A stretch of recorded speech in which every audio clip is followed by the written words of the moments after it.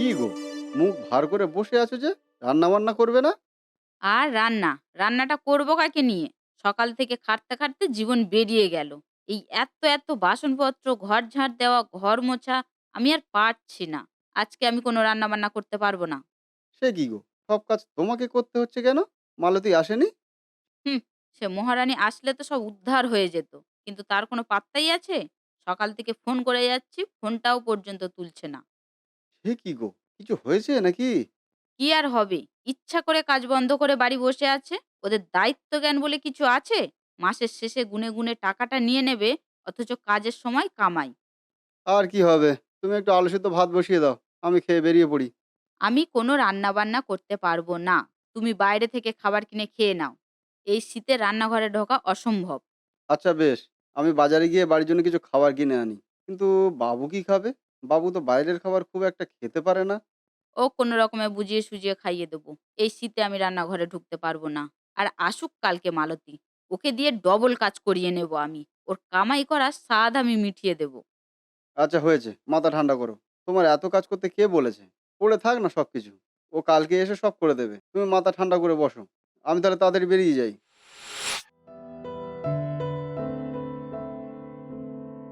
বৌদি, এই যে বলি তোর আক্কেলটা কি রে? তুই তো জানিস তোর দাদা প্রতিদিন সকালে অফিসে বেরোয়।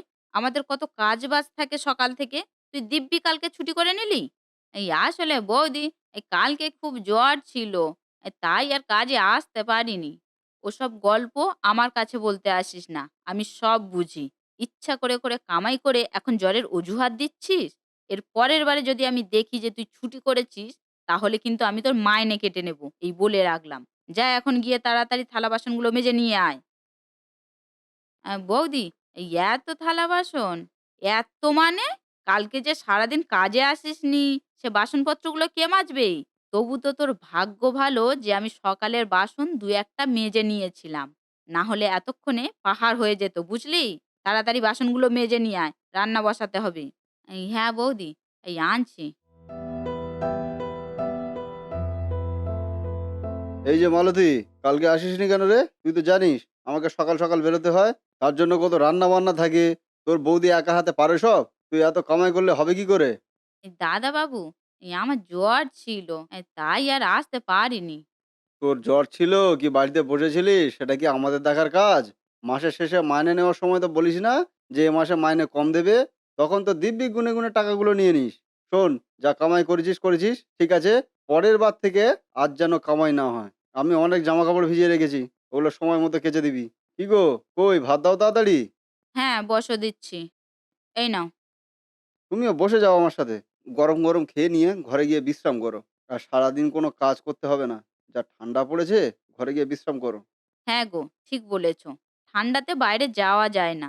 যা হাওয়া ছাড়ছে, তার ওপর সূর্যি মামারও কোনো দেখা নেই কদিন।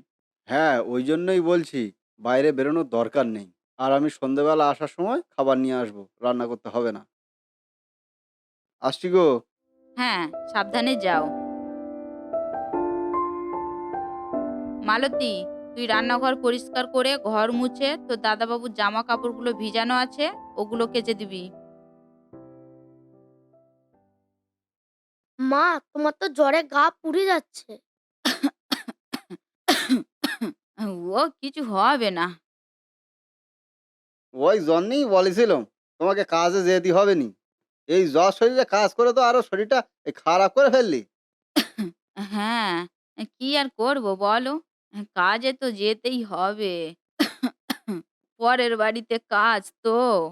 তাদের থেকে হাত পেতে মাইনে নিই। কাজে না গেলে চলবে বলো তো?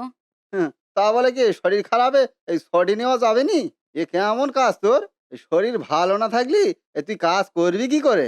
এই যে এই যে সারাদিন জল ঘেঁটে তোর আরো জ্বর বাইরে গেল। তার বেলা এবার কি করবি? আরে কিছু হবে না। তুমি ওসব নিয়ে ভেবো না তো। আমি রাতে ওষুধ খেয়ে শুলে সব ঠিক হয়ে যাবে। না, ঠিক হবে না। তোকে এখন আর ৪-৫ দিন কাজে যেতে হবে নি। এই জ্বরটা পুরোপুরি সেরে যাক, তারপর কাজে যাবি। ৪-৫ দিন? বলো কি গো? অতদিন ছুটি করলে আমাকে তো কাজে থেকে বের করে দেবে। না, অতদিন ছুটি করা যাবে না। তাই এই একদিন ছুটি হয়ে গেছে। এই দাদা বৌদি কত কথা শুনিয়েছে আমাকে। ওই কথা শুনিয়েছে মানে? এই শরীর খারাপ হলে তুই কি করবি? মানুষের শরীর তো খারাপ হতেই পারে। তার জন্য কথা শোনাবে? এই ওইরকম বাড়িতে আর কাজ করতে হবে নি। কাজ না করলে এই সংসার চলবে কি করে বলো? এই তোমার এখন কাজ-বাজ নেই তেমন। এই সংসারের খরচ, এই ছেলের পড়াশোনার খরচ, এগুলো কি করে সামলাবে বলো? এন তাই যাই হয়ে যাক না কেন, এই কাজ তো আমাকে করতেই হবে। সত্যি আমি এমন এক অভাগা স্বামী যে নিজের ওই স্ত্রী পুত্রের খাওয়া পরারও দায়িত্ব নিতে পারিনি। আমার জন্যই তো তোকে এই রাত-দিন এত পরিশ্রম করতে হচ্ছে। এই শরীর খারাপ অবস্থাতেও দুডন্দ্র বসে থাকারও উপায় নেই। সবই আমার কপাল। আরে না গো! তুমি কেন শুধু নিজেকে দোষ দিচ্ছ বলো তো? খেটে খাওয়া কি খারাপ? আমরা দুজনে আমাদের ছেলেকে নিয়ে যে ভালো আছি, এটাই তো অনেক। এই শরীর খারাপ আজ হয়েছে, কাল সেরে যাবে। তুমি অত নিয়ে ভেবো না। ভাবনা কি আর এমনি আসে রে? তোর এত কষ্ট দেখেও আমি কিছু করতে পারিনি রে। আরে কিছু হবে না গো। তোমরা যাও, গিয়ে ভাত খেয়ে নাও। বাবুটার খুব খিদে পেয়েছে। তুই খাবি নি? না, আমি রাতে কিছু খাবো না। খেতে ইচ্ছে করছে না কিছু। তাই বললে হয়? কিছু খেয়ে ওষুধ তো খেতে হবে নাকি? দাঁড়া, দাঁড়া। আমি তোর জন্য দুটো রুটি করে আনি। তাহলেই ওই ওষুধটা খাইতে পারবি। আরে না। আমার জন্য আবার কিছু করতে হবে না তোমাদের। তুই সব করে শুয়ে থাকতে নি, আমি আসছি।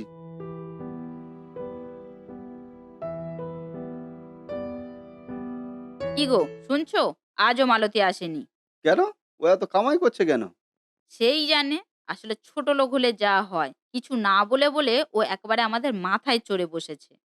হুম, সত্যিই তো। এগুলো তো মেনে নেওয়া যাচ্ছে না। কি শুরু করেছে ও? এই জন্যই বলে, কাজের লোককে সবসময় পায়ের নিচে রাখতে হয়। ওদের একবার যদি প্রশ্রয় দিয়েছ, তখন ওরা হাতির ৫ পা দেখে। সেদিন যখন কাজে ছুটি নিয়েছে, তখনই আমাদের মাইনে কেটে নেওয়া উচিত ছিল। তাহলে আর ও এত কামাই করার সাহস পেত না। আমাদেরই ভুল। সে যাই হোক, কিন্তু তুমি এত কাজ একা হাতে করবে কি করে?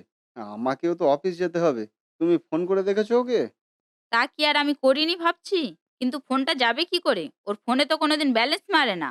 ইচ্ছা করে ফোনটা ফেলে রেখেছে, যাতে আমরা ফোন না করতে পারি কোনোদিন। হুম, তাহলে তো এবার সমস্যায় পড়ে গেল। কি করবে এবার? কি আর করবে? ওকে বাদ দিয়ে অন্য কাজের লোক ঠিক করো। আমার পক্ষে আর ওর এসব অসভ্য আচরণ মেনে নেওয়া সম্ভব হচ্ছে না। তুমি অন্য কাজের লোক ঠিক করো।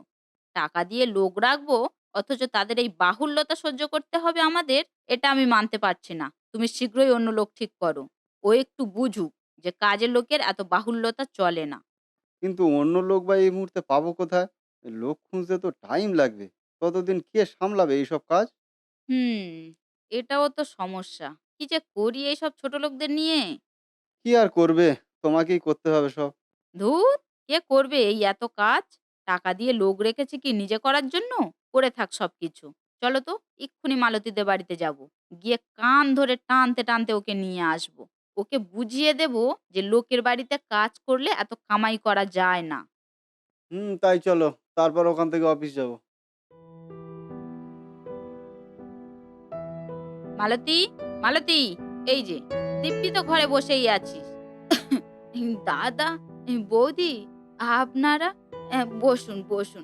এই গরিবের বাড়িতে কোথায় যে বসতে দিই আপনাদেরকে?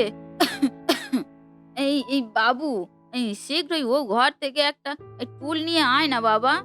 থাক, আমি তোদের বাড়িতে বসতে আসিনি। হ্যাঁ রে, তোর মতলবটা কি রে? তুই কি চাইছিস কি? এভাবে ঘরে বসে থেকে আমাদের কাছ থেকে মাইনে নিবি? না বৌদি, আমি তা কখনোই চাই না। আমার শরীরটা খুব খারাপ। বিশ্বাস করুন। চুপ কর। তোদের মতো মেয়েদের আমার ভালো মতনই চেনা আছে। শরীর খারাপের অজুহাত দিয়ে আর কতদিন এভাবে চালাবি? চল এক্ষুনি আমাদের বাড়িতে। সব কাজ করে দিয়ে আসবি চল। আমার মায়ের খুব জ্বর, কাশি হচ্ছে। উঠে বসতে পারে না। মা কিভাবে আপনাদের বাড়িতে যাবে? তুই চুপ কর। একটুখানি ছেলে হয়ে বড়দের মুখে কথা। একটাও কথা বলবি না তুই। জ্বরটা আমি কি করব? আমার বাড়ির কাজগুলো কে করবে? তুই করে দিবি? না বৌদি, আমি যাব। কিন্তু বিশ্বাস করুন, আজকে আমার উঠে দাঁড়ানোর ক্ষমতা নেই। আমি কালকে যাবো আপনাদের বাড়িতে। কোনো কালকে নয়, আজকে গিয়ে কাজ করে দিয়ে আসবি চল। আর না হলে আমরা তোর মাইনে কাটবো। সব সময় এত ছুটি মেনে নেওয়া যায় না। না, না দাদা, মাইনে কাটবেন না। এই টাকাটা আমার খুব দরকার। আমার অনেকগুলো ওষুধ কিনতে হচ্ছে এখন। আপনারা দয়া করে মাইনে কাটবেন না। তাহলে কথা না বাড়িয়ে তাড়াতাড়ি কাজে চল। অনেক কাজ পড়ে আছে। আপনারা কি রকম ধরনের মানুষ? আপনাদের কি মনুষ্যত্ব বলে কিচ্ছু নেই? একটা মানুষ অসুস্থ হয়ে বিছানায় পড়ে আছে, ওঠার ক্ষমতা নেই।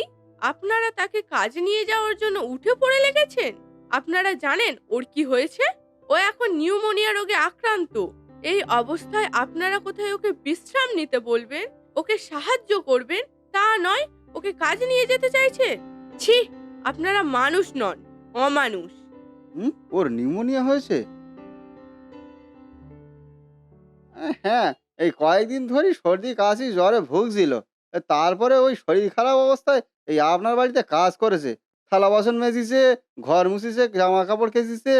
যার কারণে ওর এত বাড়াবাড়ি হয়েছে গো। সে কি? ওর যে নিউমোনিয়া হয়েছে সেটা তো আমরা জানি না।